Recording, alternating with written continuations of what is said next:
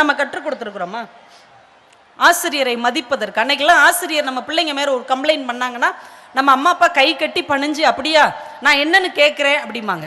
இல்லை பிள்ளை வீட்டுக்கு வந்து எங்கள் சார் இப்படி சொன்னார், எங்கள் டீச்சர் இப்படி சொன்னாங்க, என்னை அந்த பையன் அடித்தான் அப்படின்னு சொன்னால் அடுத்த கேள்வி என்ன கேட்பாங்க தெரியுமா? நீ என்ன செஞ்ச அப்படின்னு கேட்பாங்க. ஆனால் இன்னைக்கு நம்ம பிள்ளைகள் வந்து என்னை அவன் அடிச்சுட்டான், என்னை அந்த டீச்சர் திட்டாங்கன்னா, உன்னைய திட்டாங்களா, ஏன் பிள்ளைய திட்டாங்களான்னு படையெடுத்து போய் பள்ளிக்கூடத்தில் போய் நிற்க வேண்டியது. பேரண்ட்ஸ் மீட்டிங் கூப்பிட்டா ஒருத்தர் வர்றது கிடையாது, பக்கத்து வீட்டுக்காரங்களை அனுப்பி விட்டுறது. ஆனால் ஒரு பிரச்சனை அப்படின்னா அங்கே போய் வம்புக்கு நிற்கிறது. அந்த ஆசிரியருக்கும் உட்காந்து டைரி எழுதுகிற வேலை இருக்குது, அவங்களுக்கு இம்போசிஷன் மாதிரி 1008 வேலைகள் இருக்கிறது.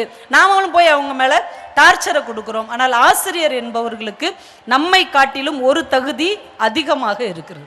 நம்ம எல்லாருக்குமே நம்ம ஒரு பிள்ளை தான், ஆனால் அவங்க வகுப்பில் இருக்கிற 40 பிள்ளைகளுக்கும் அவர்கள் தான் பெற்றோர். நீங்கள் ஒரு பிள்ளை 2 பிள்ளைக்கு பெற்றோர், அவங்க 40 பிள்ளைகளுக்கு பெற்றோர். இந்த உலகத்திலேயே யாரோ பெற்ற பிள்ளைகளை என்னுடைய பிள்ளை, அவன் ஏன் பிள்ளைங்க அப்படின்னு சொல்லக்கூடிய தகுதியும் உரிமையும் ஒரே ஒரு இனத்திற்கு தான் இருக்கிறது, அது ஆசிரியர் என்கின்ற இனம். அதனால் ஆசிரியர்களை கொஞ்சம் மதியுங்க. இந்த குழந்தைகளுக்கு ஆசிரியர் மேல் மரியாதை வரக்கூடிய விஷயங்களை கற்றுக் கொடுங்கள். ஏன்னா ஆசிரியர் சொல்லிக் கொடுக்கிற விஷயங்கள் தான் ஒரு குழந்தையின் மனதில் ஒரு விதை மாதிரி விழும்.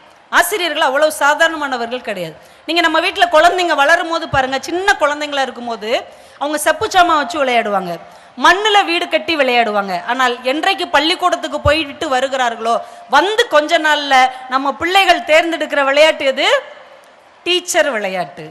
அந்த அளவுக்கு அவங்க மனசுல விதையை பதிவு செய்வது ஆசிரியர்களாகத்தான் இருக்கிறார்கள்.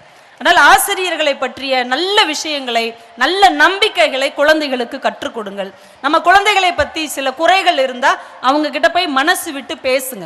15 நாளைக்கு ஒரு தடவை உங்கள் வகுப்பு ஆசிரியர்கிட்ட கொஞ்ச நேரம் போய் பேசுங்க. என் குழந்தை இப்படி இருக்குது, இந்த மாதிரி பண்ணுது, என்ன செய்யலாம் என்று ஆசிரியரோடு மனசு விட்டு பேசினாலே நம்ம குழந்தை அதோடைய குற்றம் குறைகளை எல்லாம் நீக்கி நல்ல குழந்தையாக மாறுவதற்கு நிறைய வாய்ப்பு இருக்கிறது. ஏன்னா ஆசிரியர்கள் சாதாரணமானவங்க கிடையாது. இந்த உலகத்திலேயே மாவீரன் அப்படின்னு ஒரு வீரனை சொல்லுவாங்க. யாருன்னா அலெக்சாண்டரை சொல்லுவாங்க. மாவீரன் நெப்போலியன், மாவீரன் அலெக்சாண்டர், இந்த 2 பேரை தான் மாவீரன் அப்படிம்பாங்க. மாவீரன் அலெக்சாண்டர் தன்னுடைய வரலாற்றில் பதிவு செய்கிறார், இந்த உலகத்திற்கு நான் வருவதற்கு என் பெற்றோர் காரணம், இந்த உலகம் என் கையில் வருவதற்கு என் ஆசிரியர்கள் தான் காரணம் என்று பதிவு செய்திருக்கிறார். அவ்வளவு ஒரு வாய்ப்பு தருகிற ஆசிரியர்களை இந்த குழந்தைகளுக்கு நாம நல்ல முறையில் அறிமுகப்படுத்த வேண்டும்.